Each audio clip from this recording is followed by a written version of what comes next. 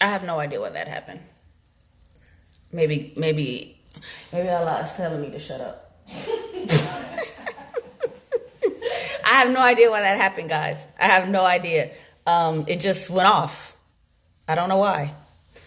I have no idea why. I'm not touching it. Nothing happened, and that has never happened to me before. I don't know. It's weird. I don't know why that happened.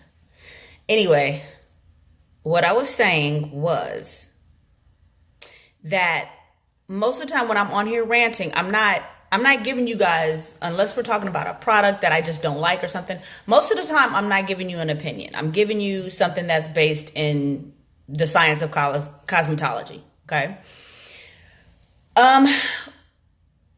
When I go online and I say something like, okay, so your trim schedule is 6 to 8 weeks or 10 to 12 weeks or 8 to 10 weeks based on the texture of your hair.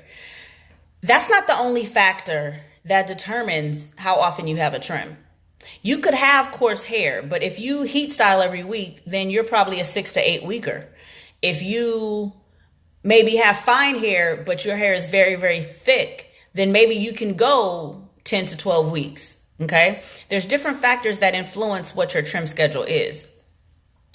What I do not like and what is very frustrating is that if I say, oh, trims are necessary for healthy hair, I'll have like 1 or 2 people come on and say, oh, well, I get trims twice a year. My hair is fine.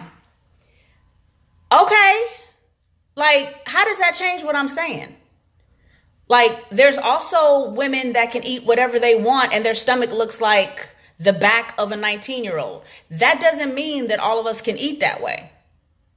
It's really, really unfair, and you're really doing a lot of damage if you have that type of hair where you can kind of do whatever to your hair and your hair is fine.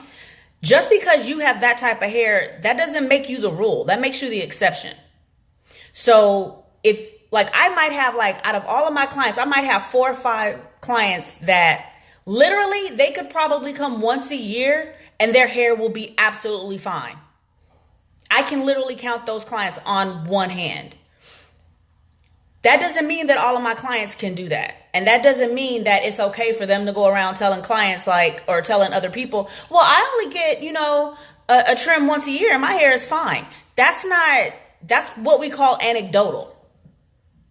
And you're really doing a disservice to people when you come on my page or you go on another, whether it's a message board or another hair page, to tell people, oh, you don't need trims that often, just because you don't. Like, it's really not fair. There are women that can, eat watermelon for 2 days and lose 15 pounds while the rest of us, like, look at a bagel and gain weight. How irresponsible would it be for that woman to then tell people, oh, you don't need to diet. You don't need to work out. That's what y'all sound like. And no shade, but I have I have some clients that say, or new clients that'll say, oh, well, I don't need a trim that often. And their hair looks like garbage. Okay. Most of these people that come on my page and say, oh, I don't get trims that often, I've never seen their hair. They're not a client. I don't know them. So I can't even speak to whether or not they're telling the truth or not. But what I do know is that you're doing a disservice to people when you act like your hair is like the standard for when other women should get their trims. Okay, I'm not talking out the side of my neck. I've been doing this for 20 years. Okay? When you need your trims is first based on your hair texture. Then it's based on your density. Then it's based on, the condition of your hair. And then it's your lifestyle. Do you heat style all the time? Is your hair colored and or bleached and or relaxed? Do you swim? Do you wear braids all the time? All of these factors play into what your personal trim schedule is. So I really want you guys to stop giving other women professional advice that you are not qualified to give. You're not helping anybody. If you are that girl that can get a trim once a year and not experience any breakage and not experience any tangling and not experience fairy knots and not, and not have any issues with your hair, congratulations. But don't make it seem like your hair is like everybody else's, because the majority of people don't have that kind of hair. Okay? The majority of people do not have that kind of hair.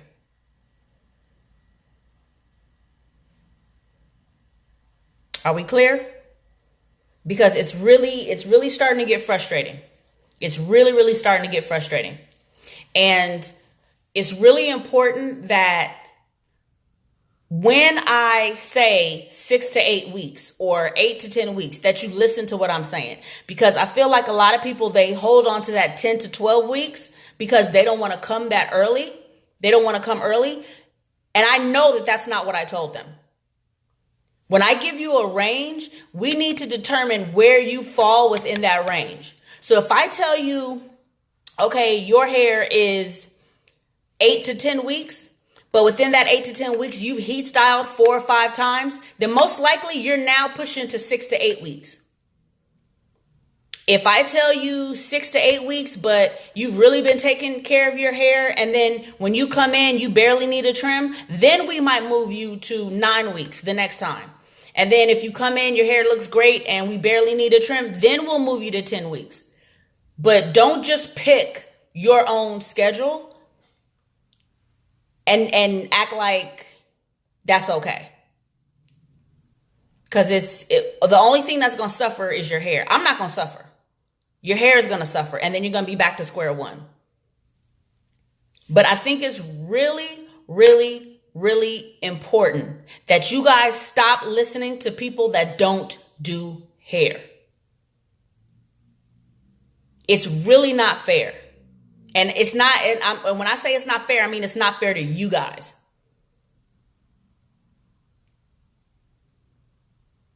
Yes, there are hairstylists that don't know what they're doing. We know this. Just like there are chefs that don't know what they're doing. Just like there are doctors that don't know what they're doing. But there are enough hairstylists on Instagram, on Facebook, on YouTube that know what they're doing that you guys shouldn't be complaining anymore. Like, I'm getting to the point where the argument that, I can't find a good stylist, like at this point, y'all bullshitting. Because I know I give information free. And if I personally follow 6 or 7 hairstylists that give good information and give relevant information and give true, factual, science-based information, then I know y'all follow them because I see that we got the same followers, or I see that in the messages and stuff, you guys are corresponding with these people.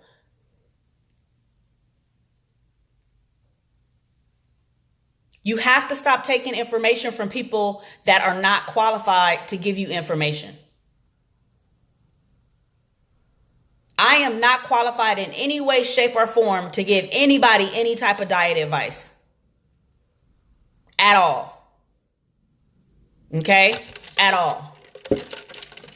I had a jalapeno burger last night and coffee this morning. I'm not qualified to give anybody any type of nutritional workout, any type of that advice. Hi, sweetie. Hi, Kay. So it's really like, that's my rant for this evening. That it is not okay for you to say, I don't need a trim that line. You guys, stylists are always trying to get people in the chair and take their money. Like,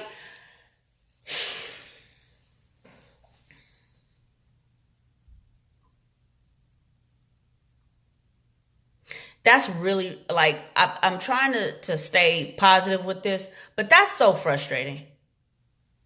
It's so frustrating.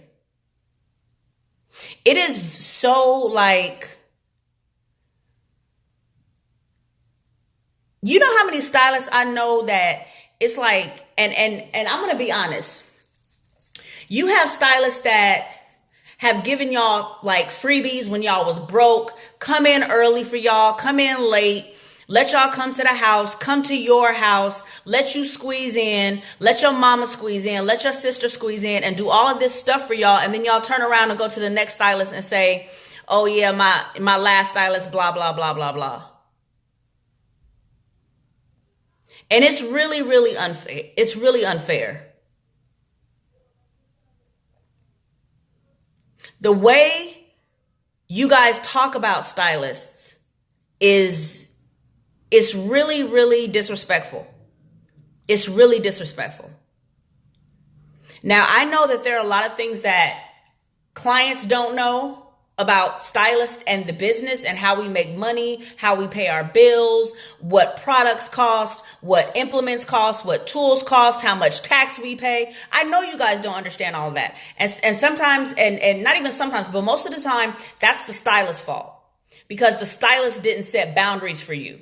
The stylist would let you come in and do all this kind of stuff, but it's not right to try to make it seem like because a stylist is trying to give you the services that's best for you, that they're trying to cheat you. All the free trims that I've given over my career, because I knew that the person couldn't afford it, the person couldn't swing it, for then people to then turn around and say, oh, she's charging too much, or and other stylists have this problem too. And it's really, really unfair. Y'all will get online and talk about stylists like dogs. And most of the time, it's just because the stylist told you no. I had a person get on my Yelp and leave a bad review because she couldn't get an appointment. How you beefing from outside the club?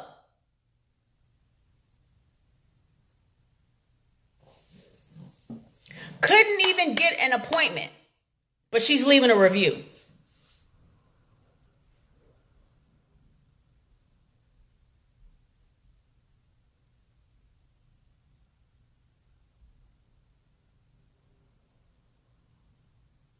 There is so much free information out there.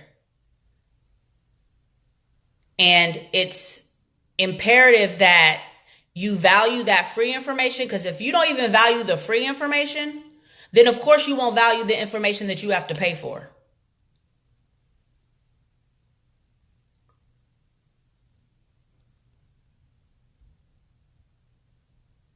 Hair care it's actually quite simple, but that doesn't mean that the information was simple to obtain. Most of what I know, I did not read in a book. Most of what I know came from practical experience, years of practical experience on thousands of different types of heads, thousands of different textures and types of hair. Having clients over a period of time so I can see how their hair behaves with this product, this treatment, that product.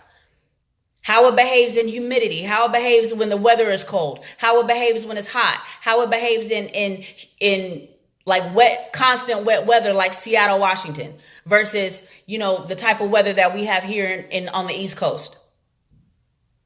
So every piece of advice that I give to you guys is coming from 20 years of practical experience. It is not coming from, oh, I do my hair all the time and my hair looks like this.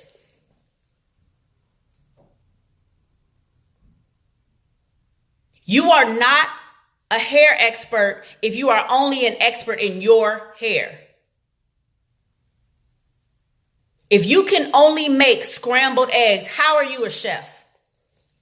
If you can only change a tire, how are you a mechanic? If you are only doing your hair and your daughter's hair or your sister's hair, how are you a hair expert?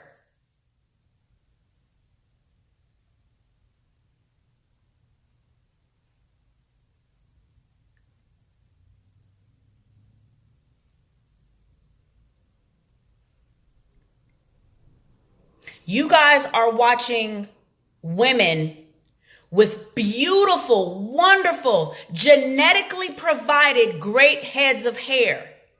And you are watching them do things to their hair that is not going to do anything adverse to them, but will take your hair out.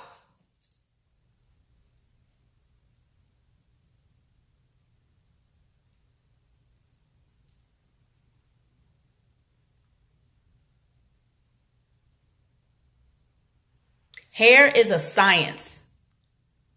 It is not trial and error. I cannot trial and error on my clients, but y'all do it every day.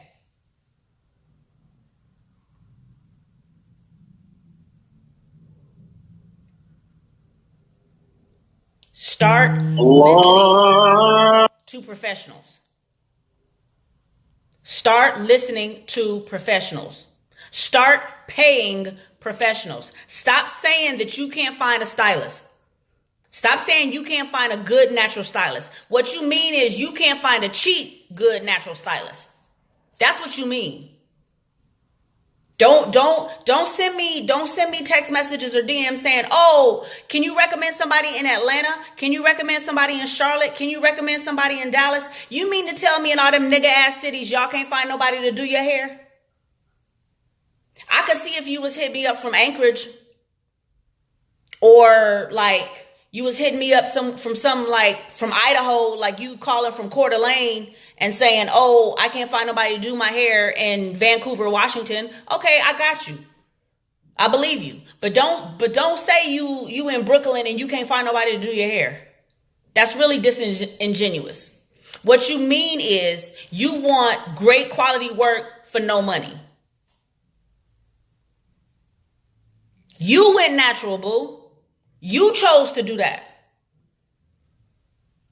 Don't get the Mercedes if you can't afford the Mercedes. I don't know why y'all think hair care should be inexpensive. It's not. You got girls out there right now paying $40,000 a year to go to beauty school. $40,000. A Rojo costs $40,000 to get your cosmetology license. You think these schools are cheap? You think Sally Mae is the only people we owe?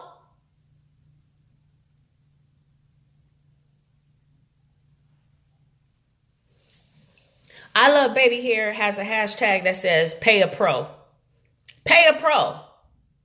Then you won't need no trial and error. The majority of my clients wasted 2 years in their natural hair care journey because they didn't come to me first. I could have saved them hundreds of dollars, thousands even. Thousands of dollars and at least 2 years of growth. 2 years. That's the average time from Big Chop to their first professional appointment.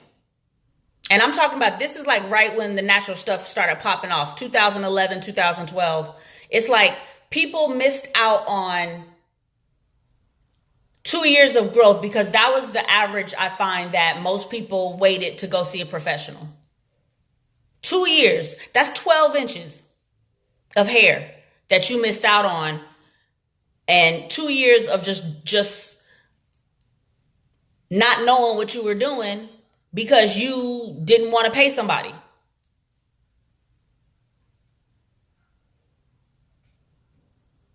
The information is out there and it's accessible. Just stop expecting it to be free.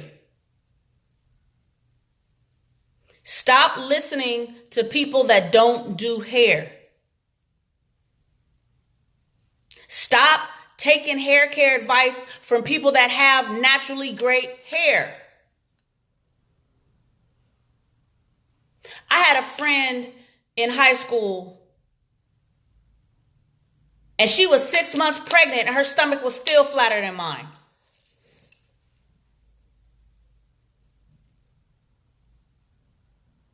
I'm not going to ask. I ain't never seen her do a sit-up in her life. Delana, I'm talking to you. 6 months pregnant. Couldn't even see it from the back. Barely stuck out. Because her stomach was so flat. All she played was softball. I'm going to ask her for stomach advice? No. That's what her stomach looks like. That's what her stomach looks like. And it has always looked like that.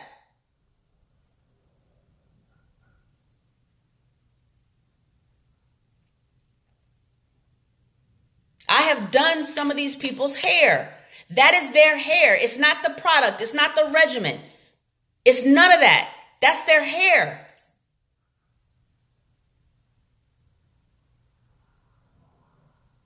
Y'all, they got y'all putting rice water. Y'all are putting rotten food in your hair because you think that that's going to make your hair do that. Rice water is not what makes Japanese women's hair long. They have straight, coarse hair. That's their genetics.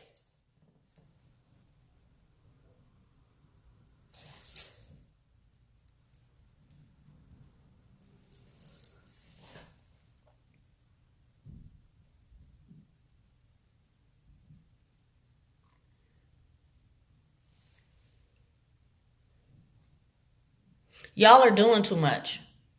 And and the thing is that I don't ever want anybody to come on my page and say, oh, well, now you're saying this. Now, first of all, I've been saying this. You can scroll all the way back to my Instagram to, I guess, 2000. When did I join this thing? I don't know. But I've been telling y'all was doing too much. I told y'all coconut oil was shit 8 years ago. I told you castor oil was shit 8 years ago. I told you all the stuff that y'all was doing was too much 8 years ago. I told you none of it was based in the study of cosmetology. None of it is based in the science of cosmetology. So please don't come acting like what I'm saying is brand new, because it's not. I've been telling y'all that y'all was doing too much. And none of that has changed. None of that has changed.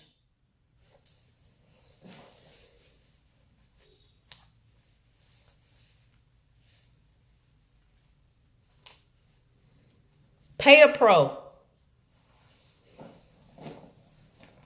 Pay a pro, or you know what? At least be quiet about us. At least be quiet about us. Because here's the thing. I know that there are people out there that cannot afford to see a hairstylist. And I'm not talking about just, oh, it's not in the budget. I mean, like, no, they cannot afford it. That's why I do this for free. That's why I do this for free. Because I think that everybody should have access to the information that they need to be healthy and to have healthy hair. The basic information I give you guys is something that you can use and take with you. I'm trying to save y'all money. I don't have anything personally to gain from ragging on a brand or telling you don't buy this or don't buy that. How does that put money in my pocket?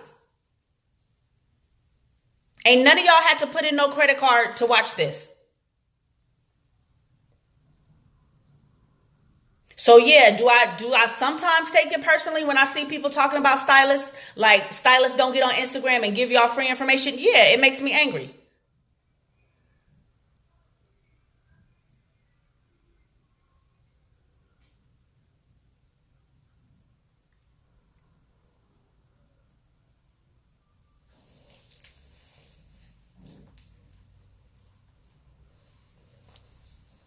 There's plenty of shit that I cannot afford. Plenty, capital P. That doesn't mean that what I can't afford is not worth the amount that the person is charging. Those are two very different things.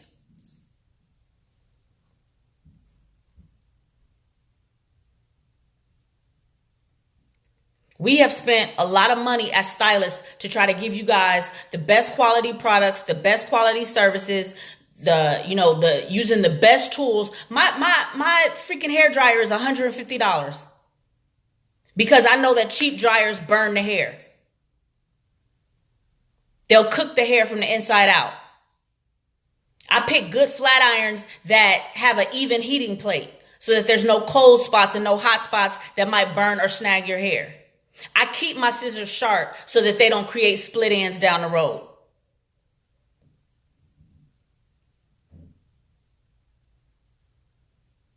A pair of shears costs $600. And y'all complain about the cost of a haircut.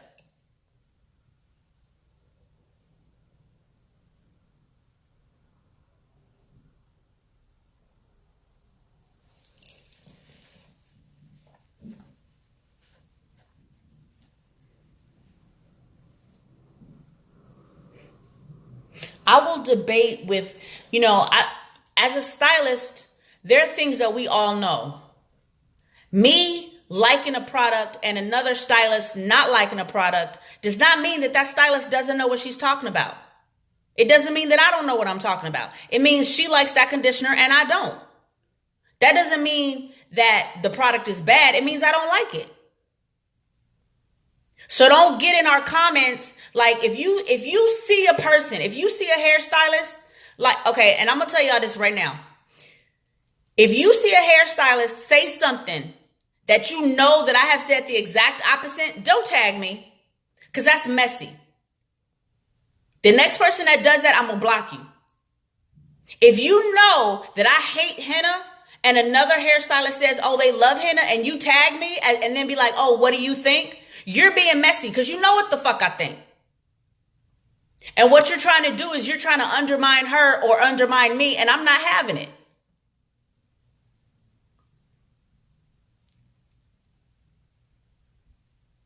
I don't do that.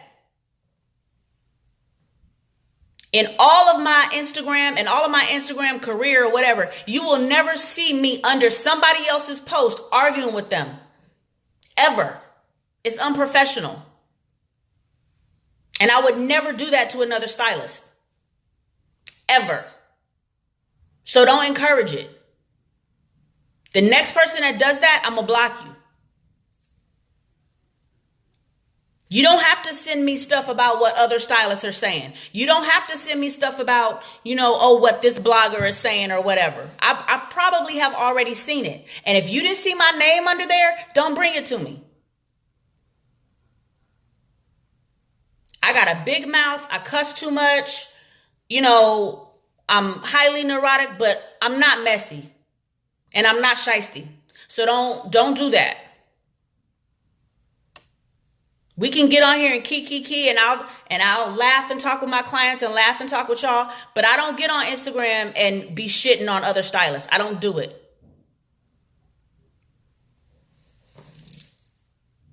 The next person that does that, I'm going to block you.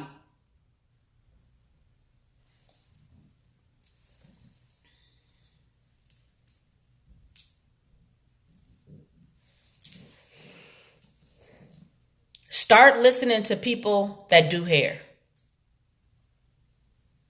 And if you are that person with that great hair, with that hair that you don't have to do nothing to, if you're that person that can actually just wash and go, good for fucking you. But that doesn't mean that the rest of us can. So stop getting on Stylist page and basically shitting on what they're saying to their clients and their followers, because it's disruptive as fuck. And it's confusing. You're the exception. You're not the rule. It's just like if all these people have lost hundreds and hundreds of pounds on keto. Just because you didn't doesn't mean that keto is bullshit.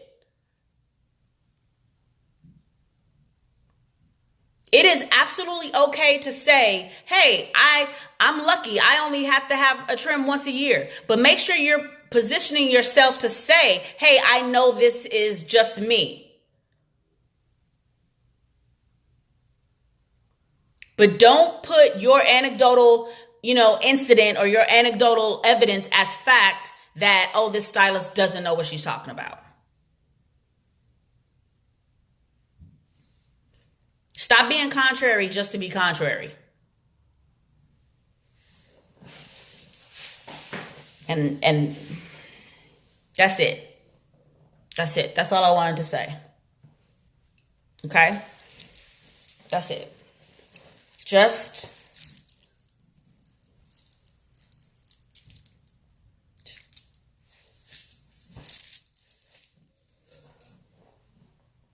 not everything needs to be,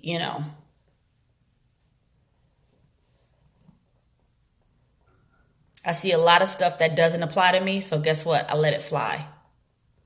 I keep scrolling, or I just go, oh, interesting, and keep it moving. If you are that one person that what I'm saying does not apply to, that doesn't make me a liar. And it doesn't make me, misinformed. Okay? That's all. Y'all enjoy your evening.